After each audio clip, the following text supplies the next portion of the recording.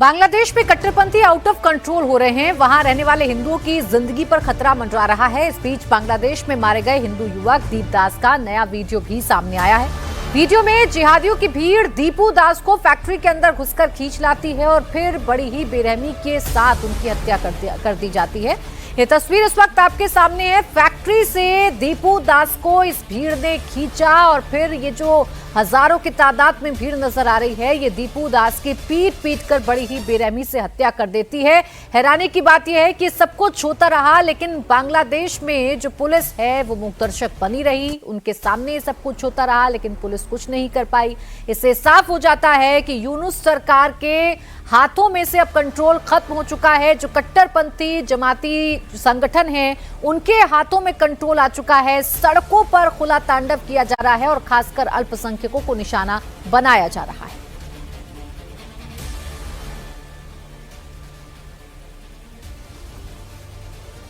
बाबरी मस्जिद की नींव रखने वाले हुमायूं कबीर ने अपनी अलग राजनीतिक पार्टी बनाने का ऐलान कर दिया है। अभी जानकारी मिल रही है, हुमायूं कबीर ने अपनी पार्टी का नाम जनता उन्नयन पार्टी रखा है। हुमायूं कबीर ने कहा है कि हमारी पार्टी केवल आम लोगों के विकास की बात करेगी। पश्चिम बंगाल में 2026 में विधानसभा चुनाव है। ऐसे में हुमायूं कबीर आज 6 उम्मीदवारों के नाम का ऐलान भी करेंगे। –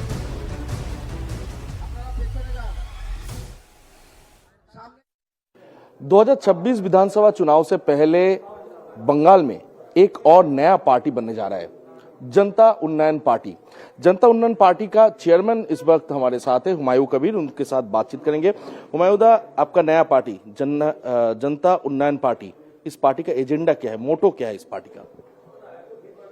मोटो एक ही है, बंगाल का आम आदमी के लिए काम करेंगे।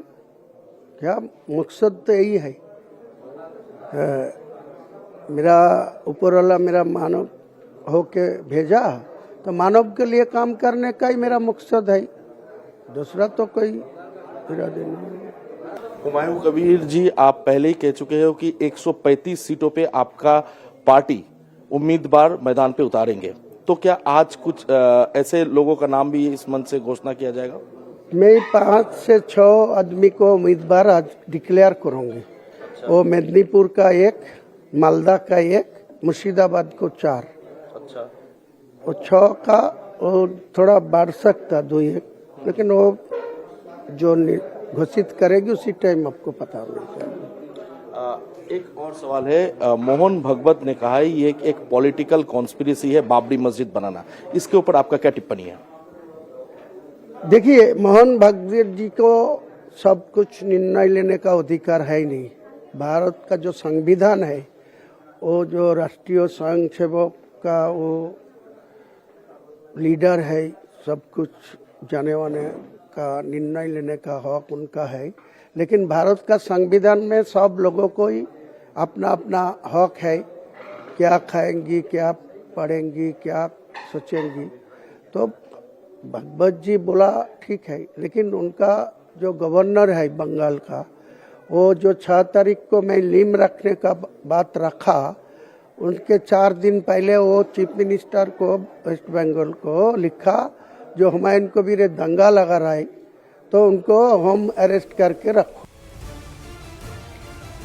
और अब बात करेंगे यूपी की, जहां उन्नाव में करोड़पति यूट्यूबर अनुराग द्विवेदी पर जांच एजेंसियों का शिकंजा कसता जा रहा है। 9वीं तक पढ़े अनुराग द्विवेदी के खिलाफ ईडी ने जांच तेज कर दी है। ताबड़तोड़ एक्शन के बाद यूट्यूबर भी हरकत में आ गया है।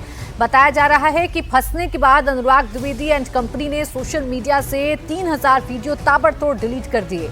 मैक्सिमम वीडियो सट्टेबाजी और हेर फेर को लेकर बताए जा रहे हैं। ईडी की टीम ने अनुराग के एक साथ 10 लोकेशन पर रेड की है। 4 लग्जरी गाड़ियां, बैंक खातों में जमा 3 करोड़ रुपए समेत कई प्रॉपर्टी को सीज किया गया है।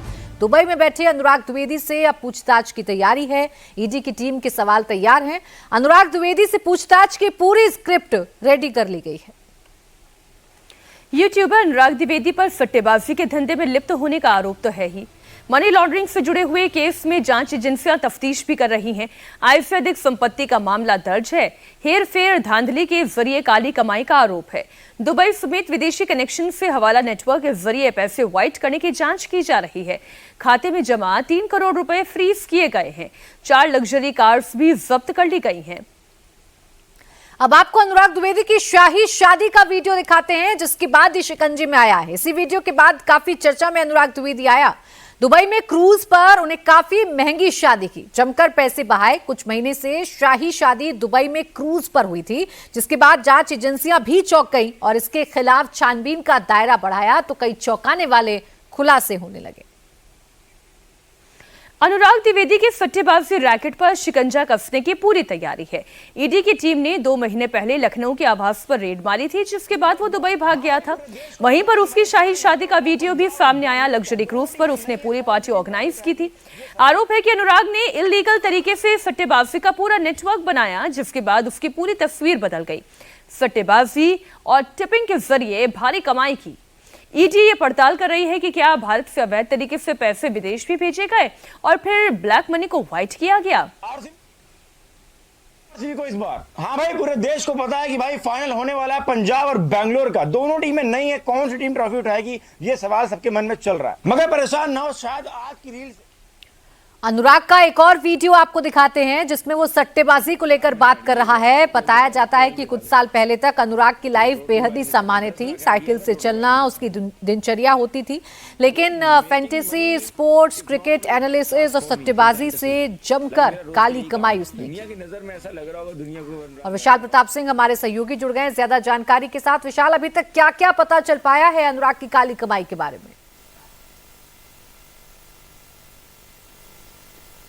देखिए प्राची, इस पूरे मामले में ईडी यानी कि प्रवर्तन निदेशालय इस पूरे मामले की जांच कर रही है। इस पूरे मामले का खुलासा दरअसल तब हुआ जब पश्चिम बंगाल के कोलकाता में एक मुकदमा दर्ज होता है और उसके बाद जो उसकी परतें हैं वो उन्नाव तक पहुंचती हैं और अनुराग द्विवेदी जो कि यूट्यूबर के तौर पर अपना करियर स्टार्ट करता है उस तक पहुंचती है एजेंसीज की निगाहें। लेकिन एजेंसी इस बात को इन्वेस्टिगेशन के दौरान देख करके चौंक जाती है कि महज 25 साल का लड़का जो कि 9th क्लास तक खाली पढ़ा हुआ है, महज वो 4 से 5 सालों में लिम्बोर्गिनी, थार, इसके अलावा मर्सिडीज और इसके अलावा बड़ी बड़ी जो महंगी गाड़ियां होती हैं, न सिर्फ उसके पास वो मौजूद हैं बल्कि वो लखनऊ के साथ साथ उन्नाव, दिल्ली और दुबई तक में इन्वेस्टमेंट कर रहा है। इमूवेबल एसेट्स को अपने पास ला रहा है। 26 करोड़ रुपए की जो पूरी एसेट्स हैं वो अब तक की एनालिसिस में सामने आई हैं ईडी को, और ईडी लगातार अनुराग द्विवेदी को ये नोटिस सर्व कर रहा था। उन्नाव में उसके आवास पे इस समय हम मौजूद हैं, जो कि 3 बीघे से बड़ा परिसर में बनाया गया है। तो आप अंदाजा लगाइए कि उसके पास जो पैसे पिछले 5-6 सालों में आए, उसने किस तरीके से इन पैसों को ब्लैक मनी के जरिए व्हाइट मनी में कन्वर्ट किया।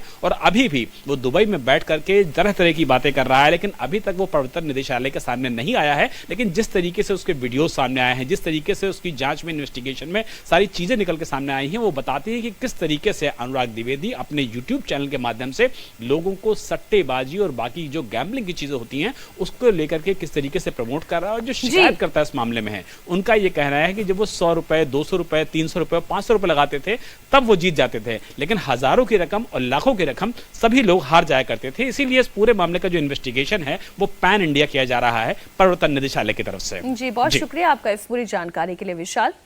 अब खबर आ रही है रायपुर से, जहां चंगोरा भाटा इलाके में पुरानी रंजिश को लेकर डराने वाली तस्वीर सामने आई है। एक युवक ने 2 लड़कों को टारगेट कर ताबड़तोड़ चाकू से अटैक कर दिया। चाकू से 9 बार हमला किया गया, जिसका सीसीटीवी वीडियो सामने आया है। हमले में घायल एक लड़के की हालत गंभीर है। आरोपी ने पैर, गर्दन, पेट में चाकू मारा है। घायल लड़के को एम्स में भर्ती कराया गया है। आरोपी को पुलिस ने अरेस्ट कर लिया। कोर्ट में पेशी के बाद जेल भेज दिया गया है।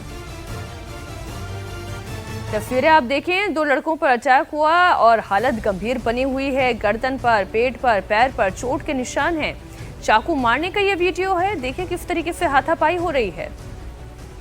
पुराना झगड़ा था, एक हाथ में चाकू है, लगातार दूसरा लड़का उसे अपने आप को बचाने की कोशिश कर रहा है।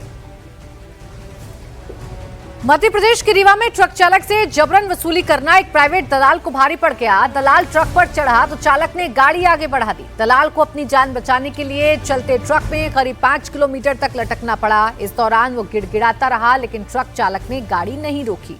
पूरा मामला आरटीओ चेकपोस्ट से रीवा के बीच का है। ट्रक चालक रीवा की ओर आ रहा था। इसी दौरान आरटीओ चेकपोस्ट के पास एक प्राइवेट दलाल ट्रक पर चढ़ गया और वसूली के नाम पर पैसों की मांग करने लगा। चालक ने बताया कि दलाल लगातार पैसे देने का दबाव बना रहा था और रंगदारी के अंदाज में बातचीत कर रहा था, लेकिन जब ट्रक चालक अपने पर आया तो सारी हेकड़ी इस दलाल की निकल गई और फिर वो गिड़गिड़ाकर अपनी जान की भीख मांगने लगा।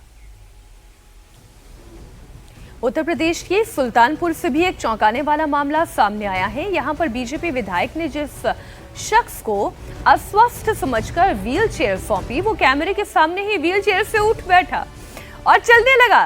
देखिए इस तस्वीर को, इसका पूरा वीडियो भी सामने आ गया है।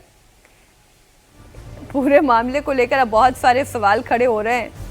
व्हील चेयर लेकर आया था व्यक्ति, खुद उस पर बैठा हुआ था और फिर खुद ही व्हील चेयर से खड़ा हो गया और अपनी व्हील चेयर ही लेकर वापस यहां से लौटने लगा।